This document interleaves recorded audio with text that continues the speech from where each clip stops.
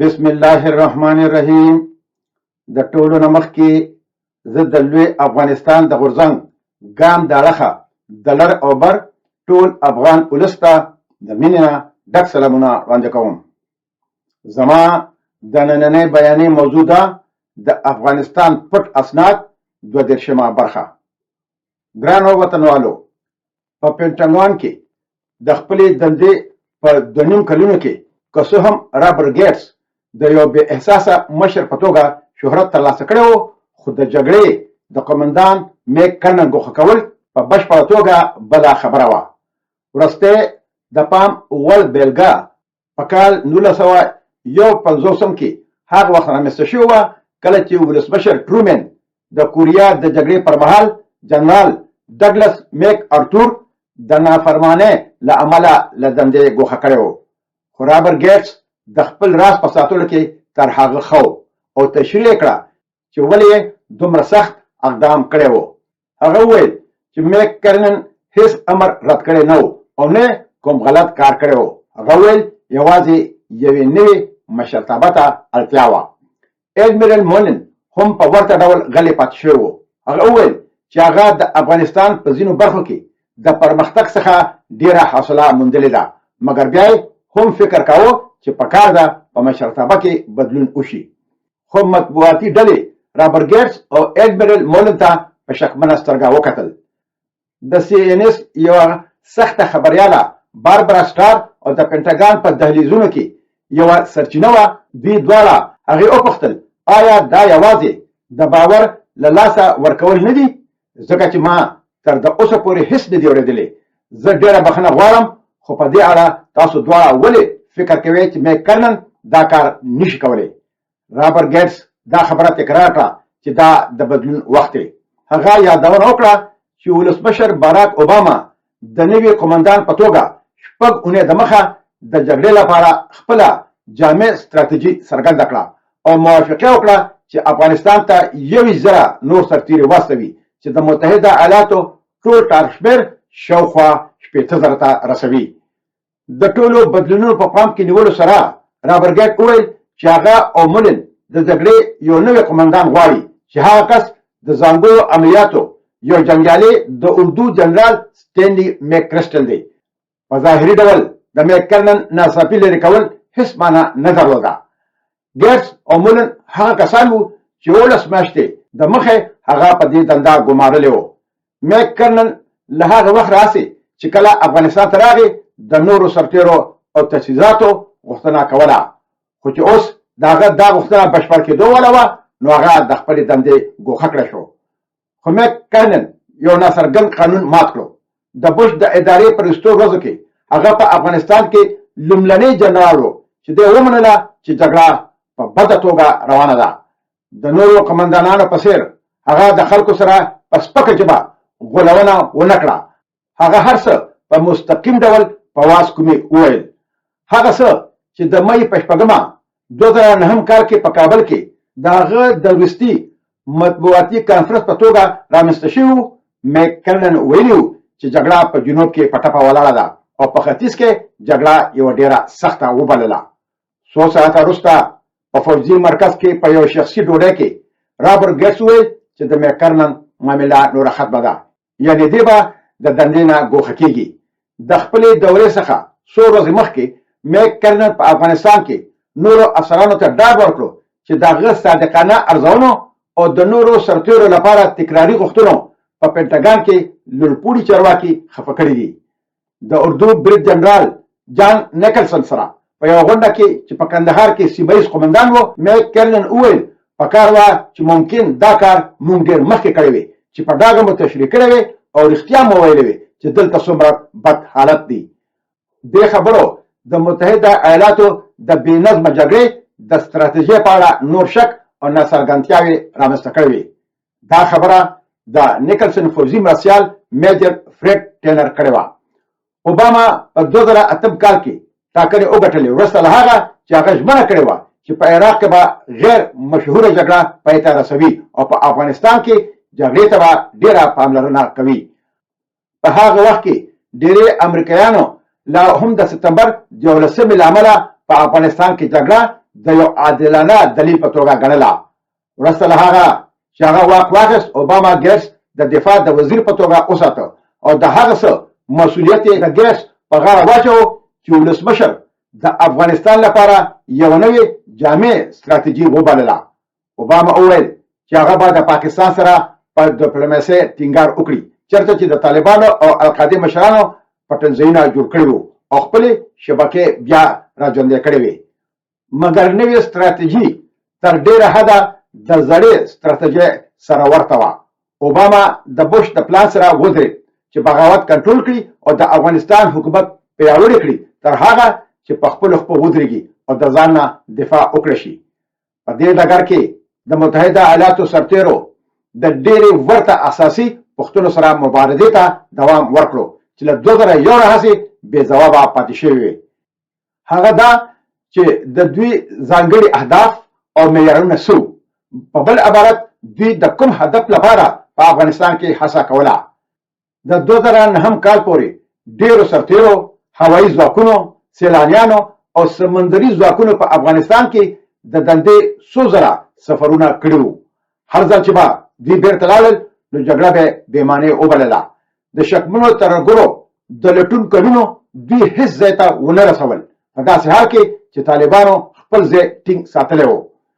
د ځانګړو عملیاتو قمندان د فورټ میجر جنرال ایډورډ ریډر جونیئر چې په افغانستان کې 6 جنگي سفرونه کړي وو په مرکه کې وویل چې په هغه وخت کې زه افغانستان ته ګورم او فکر کوم چې د دې ستونزې د حل لپاره باید د خلکو د وژلو په پرتله بل ډېر څه شوی وي، ځکه چې دا هغه څه چې موږ به کول چې یوازې خلک به مو وژل او چې هر کله به زه بیرته راتلم نو امنیت به نور هم خراب شوی و.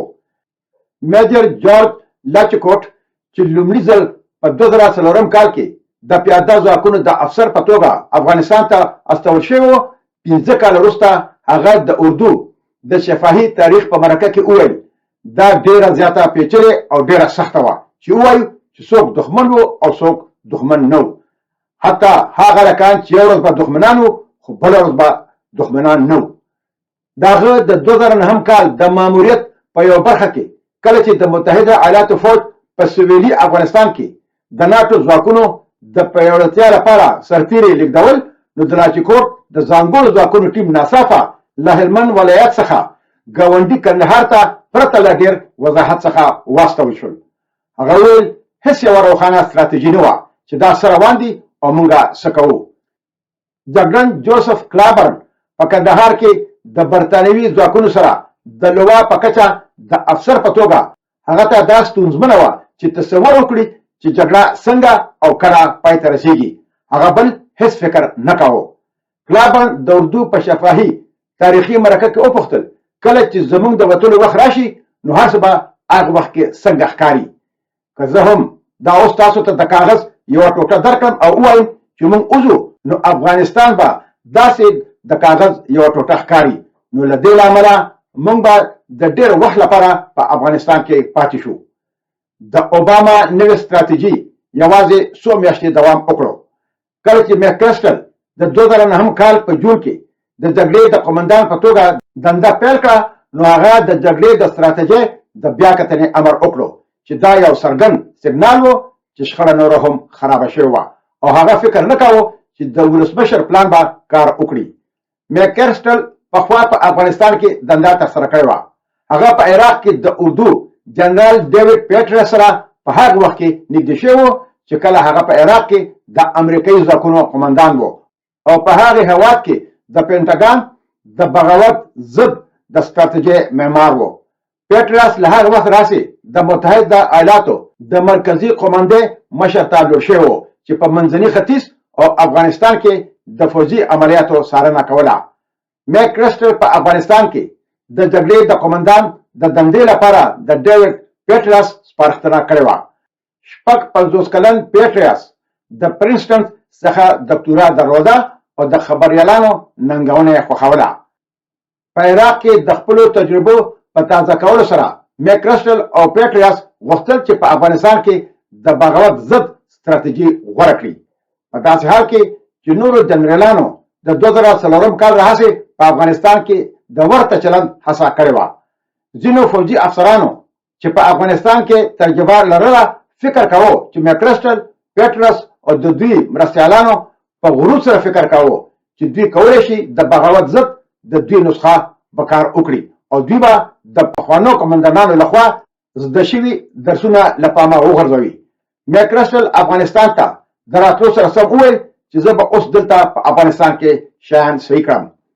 د ملي امنیت ادارې سره د استخباراتو افسر میجر جان پوپیاک چې د 2005 او 2010 کلونو ترمنځ 3 ځله افغانستان ته استول شوی د اردو په شفاهي تاریخي مرکه کې وویل زه په شخصي توګه باور لرم چې دا غلطه خبره ده چې ګنې د بغاوت ضد ښه مبارزه د هغه وخت په شاوخوا کې پیل شوې وه کله چې جنرال مکرسټل افغانستان ته راغی. مکرسټل د 2009 کال په اګست کې د خپلې ستراتیژۍ بیاکتنه بشپړ کړه. د هغه شپږ شپېته مخیز راپور د بغاوت ضد کمپاین لپاره د مناسب سرچینو غوښتنه وکړه. د دې برخې په توګه هغه د 80,000 نورو سرتیرو غوښتنه کوله، نږدې د هغه شمېر 2 چنده چې هغه د مخه درلودل. د جګړې نوی قومندان هم د افغان حکومت د جوړولو او د هغه د اردو او پولیسو د اندازې د پراخولو لپاره د مرستو پراخه کول غوښتل. په ورته وخت کې هغه د متحده ایالاتو د اردو د ښکېلتیا قواعد محدودولو ته زور ورکړو ترڅو په هوایي بریدونو او چاپو کې د ملکي تلفاتو محدودیت ولري چې دا یوه داسې ستونزه وه چې ډېر افغانان یې په غوسه کړي وو. خو د مکرسټل نوې ستراتیژي د نورو اساسي نیمګړتیاو په حل کولو کې بالکل پاتې راغله چې په افغانستان کې هڅې کمزورې کړې وې. متحده ایالات او د هغې متحدین په دې موافق نه شول چې آیا دوی په حقیقت کې په افغانستان کې جګړه کوي، د سوله ساتلو عملیاتو کې بوخت دي، د روزنې ماموریت رهبري کوي یا بل څه کوي. توپیرونه مهم وو ځکه چې ځینې د ناټو متحدین یوازې د ځان د دفاع لپاره په جګړه کې د ښکېلتیا واک درلودو. د ناټو یو لوړپوړي چارواکي چې د مکرسټل د بیا کتنې سره مرسته کړې وه په مرکه کې وویل په قانوني ډول د نړیوال قانون لاندې چې جدي پایلې لري نو موږ د قانوني ټیم سره وکتل او دوی موافق دي چې دا جګړه نه ده. د ستونزې د حل لپاره مکرسټل په خپل راپور کې یوه کرښه اضافه کړه چې شخړې په دودیزه معنا کې جګړه نه ده په توګه تشریح کړه. د متحده ایالاتو او ناټو د رسمي ماموریت اعلامیه نور هم پیچلې وه. په دې کې ویل شوي چې هدف د یرغانو وړتیا او اراده کمول، د افغان ملي امنیتي ځواکونو د ظرفیت او وړتیا د ودې ملاتړ کول او د حکومتدارۍ او ټولنیز اقتصادي پراختیا کې د ښه والي اسانتیاوې برابرول دي ترڅو د دوامداره ثبات لپاره یو خوندي چاپیریال چمتو شي چې خلکو ته په نظر راځي. د مکرسټل ستراتیژي د یوې بلې اساسي پوښتنې څخه سترګې پټې کړې وې چې آخر دښمن څوک وو. د ناټو د هغې چارواکي په وینا چې د بیا کتنې سره مرسته کړې وه د مکرسټل د راپور په لومړۍ مسوده کې د القاعدې یادونه نه وه شوې ځکه چې دا ډله له افغانستان څخه تقریبا ورکه شوې وه. د ناټو چارواکي ویل په 2009 کال کې تصور دا و چې القاعده نوره ستونزه نه وه خو په افغانستان کې د شتون ټول دلیل خو یوازې القاعده وه نو بیا په دویمه مسوده کې دوی القاعده شامله کړه. حتی افغان مشرانو د امریکا د تل بدلیدونکو جنگي ستراتیژیو تر شا منطق تعقیبولو کې د ډېرو زیاتو ستونزو سره مخ وو. حامد کرزی په 2009 کال کې په کابل کې د بهرنیو چارو وزیر هیلری کلنټن ته وویل زه مغشوش یم، زه پوهیږم چې موږ باید له 2001 څخه تر د کال 2015 پورې څه کړی وي. دا د ترهګرۍ پر وړاندې جګړه وه او بیا ناڅاپه ما ستاسو په حکومت کې د خلکو اورېدل پیل کړل چې ویلې موږ اړتیا نه درلوده چې بن لادن او ملا عمر ووژنو. نو دا کار دوی ولې نه کوي او زه نه پوهېږم چې دا څه معنا لري. مکرسټل د بغاوت ضد خپله نوې ستراتیژي د ځینو مشکوکو انګېرنو پر بنسټ جوړه کړه. د دې نه وروسته چې څه وشول زه به هغه په خپله راتلونکي ویډیو کې ستاسو په خدمت کې وړاندې کوم انشاءالله. ګرانو وطنوالو اوس مو په لویه لاس سپارم. تل دې وي پښتو، تل دې وي پښتونولي او تل دې وي د اباسین او د مالګړۍ د غرونو نه تر د امو دریا پورې زمونږ د پلار نیکه ګران خوږ ګلالې او ګل ګلزار وطن لوی افغانستان د ازادۍ په هیله مشال خان ټکر